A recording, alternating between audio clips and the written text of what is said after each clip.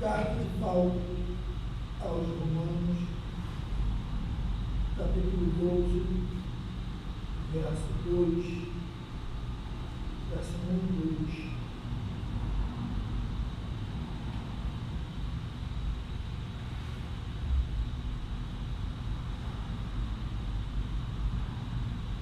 Todos acharam?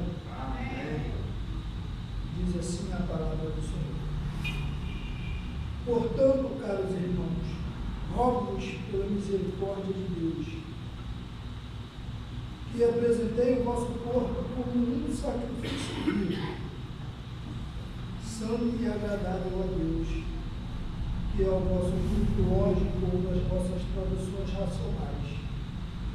Eu não vos amoldeis, mas vocês conformeis com o sistema deste mundo, mas sedes transformados ou transformados pela renovação da vossa mente, para que experimenteis qual seja a boa, agradável e perfeita vontade de Deus. Nós vemos aqui uma das cartas de Paulo, onde Paulo ele vai apresentar uma série de aplicações práticas e teológicas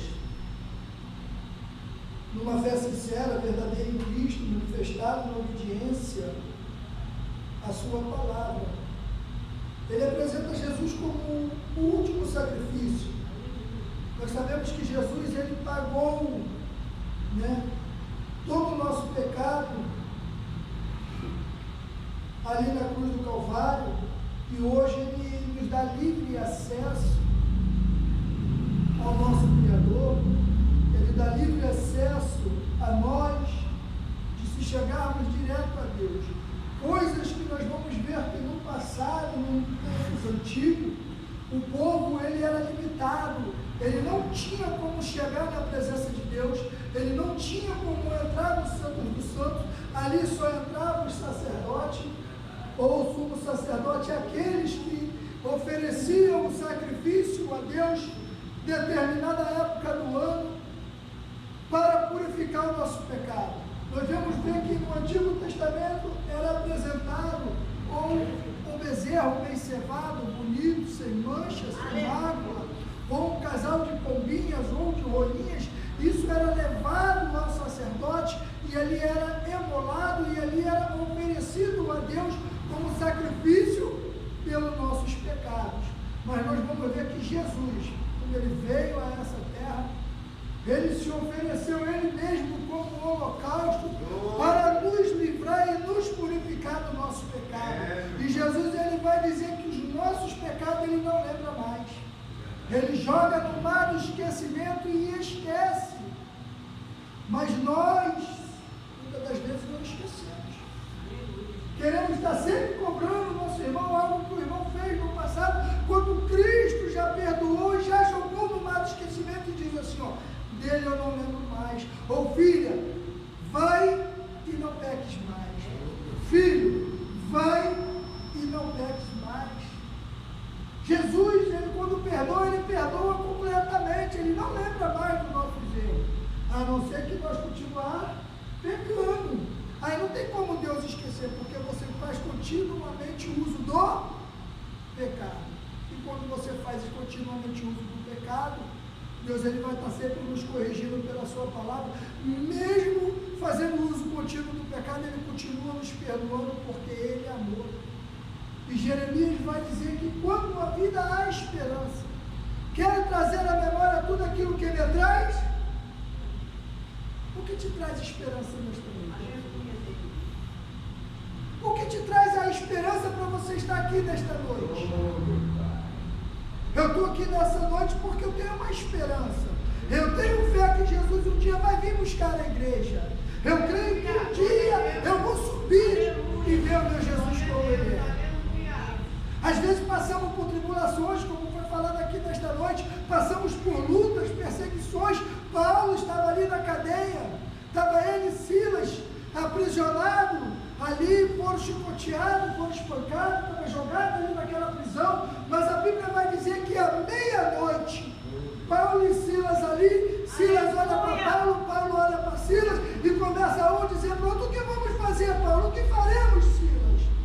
E Paulo vai dizer: olha só, eu oro aqui e tu canta aí, ou tu ora aí e eu louvo aqui. E no momento que eles começaram a louvar a Deus dentro do cárcere e orar ao Senhor, a Bíblia vai dizer que os alicerces do cárcere se abriram, e as algemas e as portas se abriram. Aleluia, louvado seja Deus. E Paulo agora ele vai começar a falar de Jesus, vai falar que Jesus, ele foi o último sacrifício. E Paulo ele vai dizer que nós hoje devemos nos apresentar a Ele como sacrifício vivo.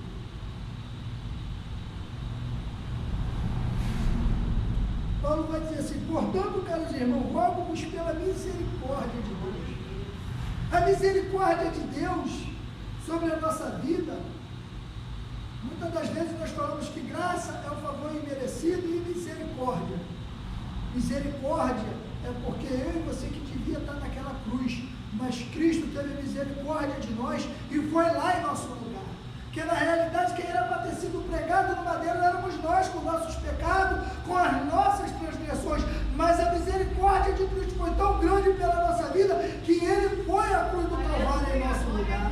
Isso é misericórdia, é Deus imputar de nós consequência ao qual nós devíamos passar, mas Cristo Ele tira aquela consequência que nós devíamos passar e levou sobre Ele. É por isso que Isaías vai dizer: Ele levou sobre si nossas enfermidades, nossas dores, e o castigo que nos traz a paz estava sobre Ele. Isso é misericórdia. Isso é misericórdia. É saber que quando você erra, através do seu erro, você tem que pagar uma consequência. E Cristo, Ele imputa aquela consequência de você e coloca sobre os seus ombros. Cristo, Ele faz presente na nossa vida. E quando Ele vai dizer assim: e que apresentei-vos os vossos corpos como sacrifício vivo. Irmãos, isso é muito forte. É quando eu olho para esse mundo, muitas das vezes eu acordo pela manhã, eu tenho as minhas vontades, os meus prazeres, mas quando eu penso nas minhas vontades e nos meus prazeres, eu penso se aquilo vai ser agradável a Deus ou não. Será que eu estou me oferecendo para Deus com o meu corpo santo, como sacrifício vivo, como convém agradar a Deus? Ou será que eu estou defraudando o meu corpo? Porque Paulo vai chamar a atenção à igreja de Coríntios, no capítulo 12, 13, 14, até chegar no 15, vai dizer assim, ó: vocês não sabeis, não defraudeis os vossos corpos, ou vocês bem não sabeis que vós sois o templo e morada do Espírito Santo. Nós carregamos a presença do Deus eterno. No Antigo Testamento, fazendo uma comparação paralela, no Antigo Testamento a Bíblia vai dizer que a Arca da Aliança, onde ela ia, ela representava quem? A presença de Deus. E a Bíblia vai dizer que os serafins, os anjos, estavam ali em volta da arca, ali, ó, 2, e as pontas das asas se cruzavam, em cada lado da arca, eles se cruzavam guardando a presença de Cristo dentro da arca. Aqueles serafins em volta da arca esculpida de ouro, era simbolizando que os anjos estavam guardando a presença de quem? De Cristo. Hoje a Bíblia vai dizer que os anjos do Senhor acampam ao nosso redor. Sabe o que Cristo está dizendo? Você é a nova arca, aonde você vai, você carrega a minha presença, e os meus anjos estão ao teu redor, te guardando e livrando de todo mal. Você hoje é a nova arca da aliança, você hoje representa a Deus, aonde você vai, a presença de Cristo, ela está contigo. É por isso que Pedro vai dizer que os anjos estão ao nosso redor, nos guardando, nos livrando de tudo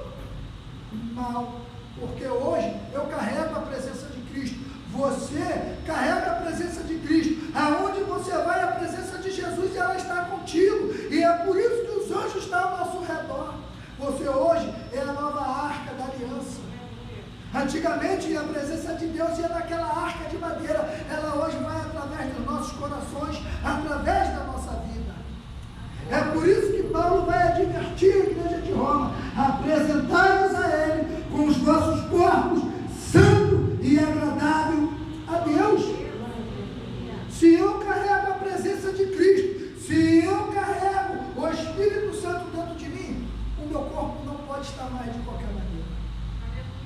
Eu não posso andar mais de qualquer jeito. Ainda que eu erro, porque o ser humano ele vai errar. Enquanto nós vivemos nessa terra, nós vamos errar. Paulo vai dizer uma palavra, você não vai achar no dicionário português nosso brasileiro, mas você deve achar ele no dicionário grego. Paulo vai citar uma palavra idêmico, que nós somos idêmicos. Essa palavra na nossa língua ela tem um significado diferente, mas na linguagem grega Paulo estava dizendo assim: nós somos homens propícios ao erro, nós somos homens propícios ao pecado, nós estamos todo o tempo propícios a errar e pecar. Nós estamos postos, toda hora, a qualquer momento nós podemos pecar, nós podemos errar. Mas a Bíblia também vai dizer que aquele que carrega a presença de Cristo, antes dele pecar, ele pensa como Cristo agiria. Muitas das vezes nós fazemos coisas e tomamos atitudes sem antes pensar se aquela forma que nós vamos agir, se daquela forma que nós vamos fazer, se daquela forma que nós vamos reagir, seria que Jesus reagiria daquela maneira? Será que Jesus fazeria daquele jeito?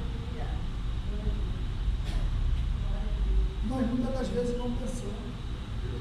Irmãos, se você quando vê um americano, se você conversar com um americano, ou conversar com qualquer pessoa estrangeira de outro país, você vai ver que às vezes ele, para falar 2 palavras contigo, ele leva quase 5 minutos.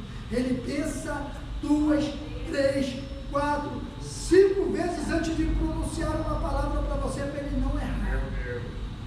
Nós brasileiros não, aquilo que vem na nossa mente nós vamos despejando e acabamos errando e falando muita coisa sem saber o que estamos falando. E acabamos errando nas nossas palavras, por quê? Porque aquilo que vem nós vamos soltando sem antes pensar, sem antes raciocinar se aquilo que nós vamos falar está correto ou não. E eles pensam, irmão.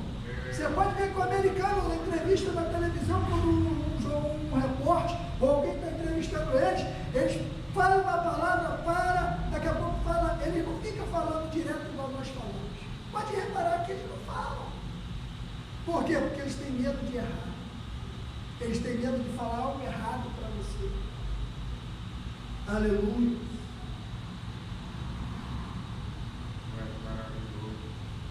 Que é o nosso culto lógico. O que é o nosso culto lógico? O que é o nosso culto racional? É culto com entendimento. É nós entendermos o que o Espírito Santo está falando na igreja, desde o início, quando você bota o pé aqui, até o final, quando você sai para o seu lar.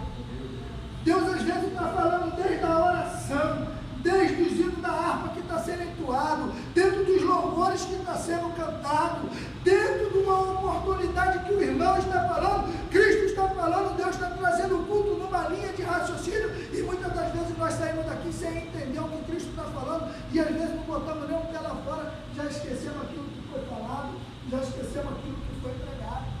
E Paulo estava chamando o povo a atenção: olha só, vocês vêm para a casa do Senhor, entra de qualquer maneira, sai de qualquer maneira, porque não tem entendimento daquilo que o Espírito Santo está falando.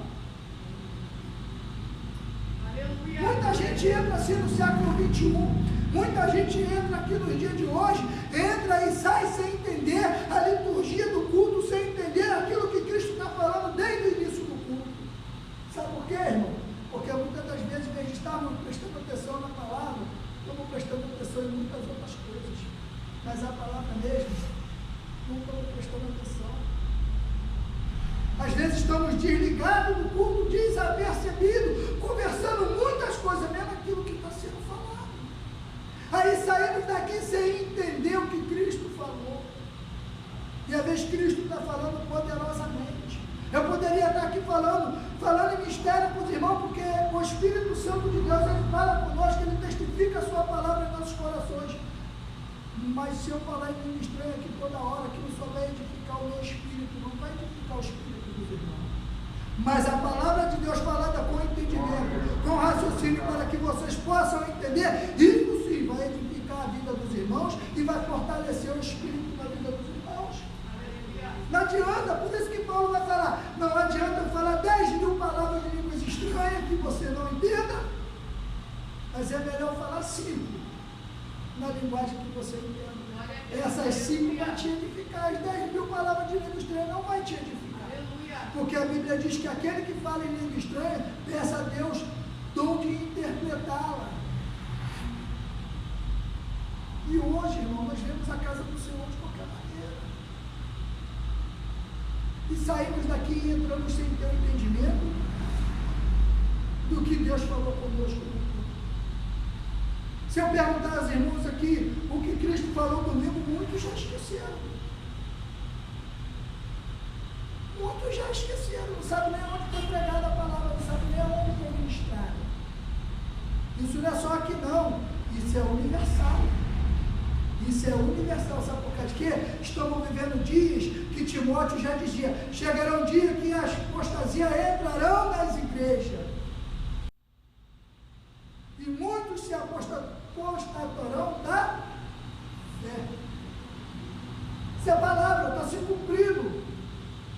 Ela está se cumprindo hoje na vida da igreja. Não era para estar se cumprindo, mas está porque Jesus já tinha falado. E no versículo 2 ele vai dizer, e não vos conformei ou vos amoldeis. Se amoldar é copiar. Se conformar é achar que está bom. Você acha que está bom esse mundo que nós estamos vivendo? Será que ele está bom? Será que eu vou me amoldar esse sistema? Será que eu vou viver igual esse mundo está vivendo, na prática do erro, na prática do pecado? Porque Paulo está dizendo isso, não vos amoldei ao sistema, ou seja, não copie o mundo. O crente, ele é diferente. O servo de Deus, ele anda diferente, o servo de Deus, ele fala diferente. O servo de Deus não fala a linguagem do mundo, o servo de Deus não anda igual ao mundo. Ele vive nesse mundo, mas não anda igual a esse mundo. Ele vive nesse mundo, mas não fala igual ao mundo. Por isso que Paulo vai dizer que nós somos peregrino e forasteiro.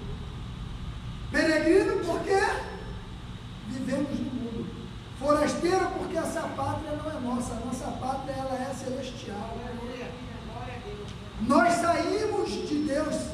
Quer ver que eu te provo? A Bíblia vai dizer em Provérbios, capítulo 8, verso 31, se não me falha a memória, vai dizer assim, que folgando Deus no seu mundo habitável, junto com o filho dos homens. Quem são os filhos dos homens? Somos nós. E folgando Deus no seu mundo habitável, junto com o filho dos homens. Está no plural. Deus, ele sempre teve prazer em ter conosco. Ele sempre teve prazer em palestrar conosco.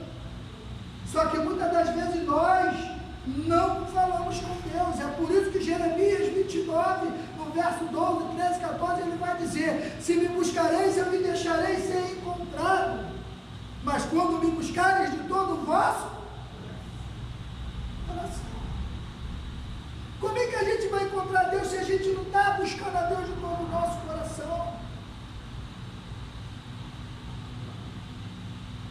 Quem disse isso foi Jesus. Foi o próprio Deus. Isaías, esse povo aí, está na minha casa todo dia. Esse povo está no templo todo dia. Está me honrando só de lábios, porque o coração já está longe de mim. Faz tempo que o coração desse povo já está longe de mim. Glória a Deus, aleluia. Estamos vivendo os dias assim, irmão? Estamos vivendo, então. Não éramos para viver dessa forma. Não éramos. Mas estamos vivendo. Infelizmente, estamos vivendo. Seja transformado pela renovação renovação das vossas mentes.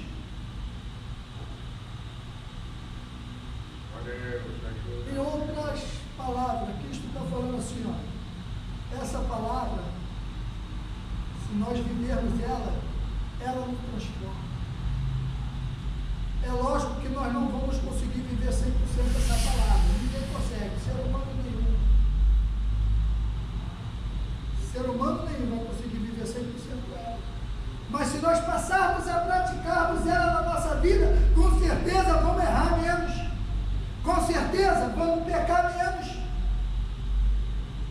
Se nós procurarmos praticar a palavra de Deus, vamos errar menos. Mateus capítulo 7, 23 em diante. Aquele que ouve as minhas palavras e a pratica, assemelhá-lo-ei ao homem prudente, que edificou a sua casa sobre a rocha.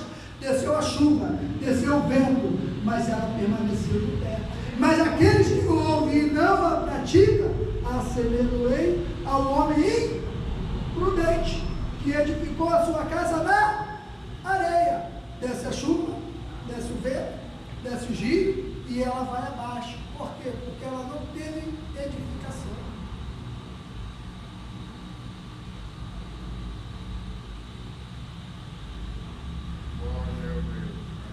Efésios capítulo 2, verso 20, se não me falha a memória, a Bíblia vai dizer que ele é a pedra angular de esquina, edificação da igreja. Então, se a minha casa estiver firmada na pedra angular, ou estiver firmada na rocha, que é Cristo, vai vir tribulação, vou permanecer de pé. Vai vir luta, vou permanecer de pé. Vai vir dificuldade, vou permanecer de pé, porque minha casa está edificada na rocha. É por isso que Paulo e Silas, quando estavam na prisão, eles permaneceram de pé e saíram de lá vitorioso, porque eles estavam firmados na rocha eterna que era Cristo. Pedro, a Bíblia vai dizer, lá em Atos dos Apóstolos, que Pedro estava preso na prisão, e a igreja, e unânime em oração, clamando, salva Pedro, salva Pedro, salva Pedro, salva Pedro, e Pedro estava dormindo. Você sabe por que Pedro estava dormindo na prisão? Vocês sabem por quê? Porque tinha uma promessa feita para Cristo, que foi o próprio Jesus que fez lá no livro de Mateus. Só não me lembro agora o capítulo que está escrito no versículo, mas está no livro de Mateus. Jesus vai chegar para Pedro e vai dizer: Pedro, vem cá, olha só o que eu vou te falar, tu vai ficar velho. E quando tu ficares velho, vão pegar pelas tuas mãos e vão te levar para onde quer que for. Então Pedro sabia que ele não ia morrer naquela cadeia. Pedro tinha convicção que aquela cadeia não era para tirar a vida dele, porque ele já tinha recebido a promessa de Cristo, que ele iria ficar velho e alguém ia pegar pela mão dele e ia levar ele para onde quer que fosse. Então Pedro sabia que aquela cadeia não podia matar ele. Pedro sabia da promessa. O que Pedro fez? Ó, dormiu, descansou, está debaixo da promessa. Estou firme na rocha, estou firme em Cristo. Será que nós podemos fazer como Pedro fez? Deitar nossa cabeça no travesseiro quando está vindo a tribulação, quando está vindo a tempestade, quando está vindo a angústia, e dormir? Ou vamos ligar para o irmão: olha por mim que eu estou passando na prova, irmão, olha por mim que eu estou na luta, irmão, olha por mim que eu estou no vento. É assim que fazemos? Ligamos para todo mundo pedindo oração, e Pedro diz assim: ó, lança sobre ele todas as vossas ansiedades, porque ele tem cuidado de nós. Cristo, ele tem cuidado da igreja. Cristo, ele tem cuidado de mim. Cristo, ele tem cuidado dos irmãos. Não tem por que ficarmos desesperados. Tem uma promessa sobre a minha vida. Tem uma promessa sobre a sua vida. Jesus, ele, se você não tivesse acreditado na promessa que Cristo te fez, você não estaria aqui nessa noite. Se você está aqui porque houve alguma promessa sobre a sua vida e você creu, você acreditou, então por que fica ansioso? Jesus vai dizer assim: por que fica ansioso com a vossa vida? Mateus capítulo 6, o verso 34: mas basta cada dia o seu O mundo jaz. Por que você tem medo se você já sabe que tudo isso haveria de acontecer? Jesus disse assim: vem para mim que seria fácil. Vem para a minha presença que você não vai ter luta. Vem para a minha presença que você não vai ter tribulação. Jesus não te fez essa promessa, pelo contrário. João capítulo 16, no verso 36. No mundo tereis mas tem de bom, porque eu venci.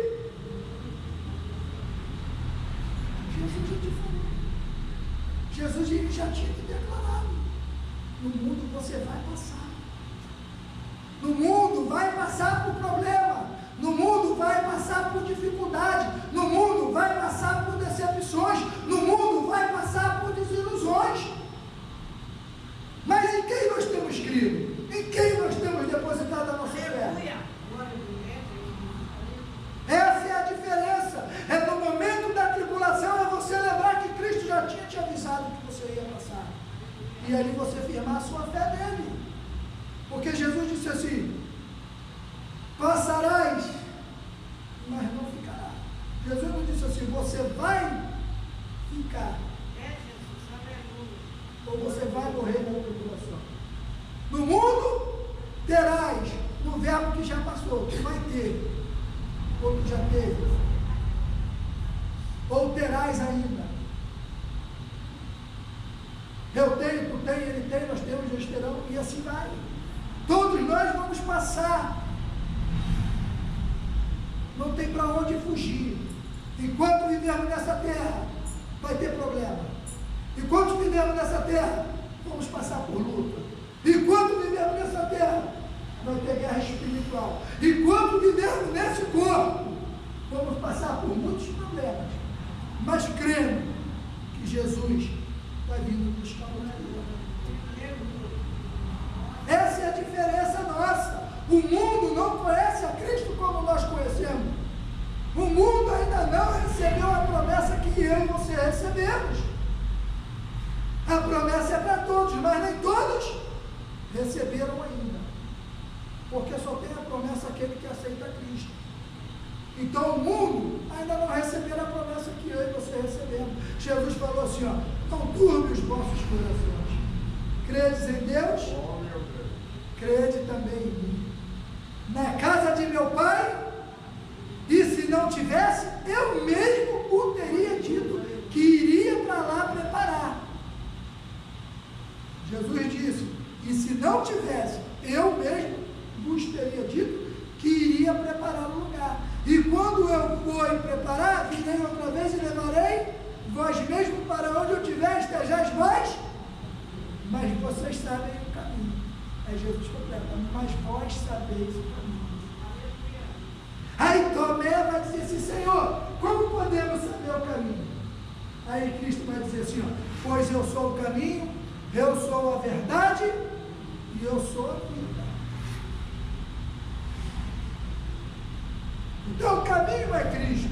Nós conhecemos o caminho. Nós sabemos o caminho para herdar a vida eterna. Então hoje, as nossas preocupações, é lógico, ela vai surgir, ela vai vir, porque o homem mortal, a mulher nesse corpo mortal, é natural que isso aconteça. Mas Cristo disse assim, que quando ele arrebatar a igreja, esse corpo mortal vai ser revestido no corpo de glória. Nós vamos subir para encontrar Jesus como ele é, da maneira que nós estamos aqui, mas não nesse corpo, num corpo revestido, num corpo incorruptível, no corpo imortal, naquele que vamos ter quando recebermos a coroa da vida que Jesus tem para nos dar. É por isso que ele diz assim: perseverai até o fim, dar-te-ei a coroa. A coroa da vida é a salvação. É por isso que lá em Apocalipse vai dizer assim: guarda o que tens, para que ninguém tome a tua. Ou seja, guarda a tua salvação, guarda aquilo que eu te dei, para que o diabo não roube, que é a tua salvação eterna, que é a tua vida eterna com Cristo. Isso é a coroa da vida que o homem pode receber, é a vida eterna. guarde ela com unhas e dentes. O diabo está tentando roubar da igreja a vida eterna. O diabo está tentando tirar a salvação dos irmãos. Mas aquele que é fiel, ele guarda, ele luta, ele treina, ainda que ele saia machucado, mas ele sabe que Jesus vai passar o bálsamo e aquilo vai passar. Essa é a convicção nossa, é que um dia vamos herdar o céu e vamos ver Jesus como ele é. E eu agradeço a oportunidade, irmão.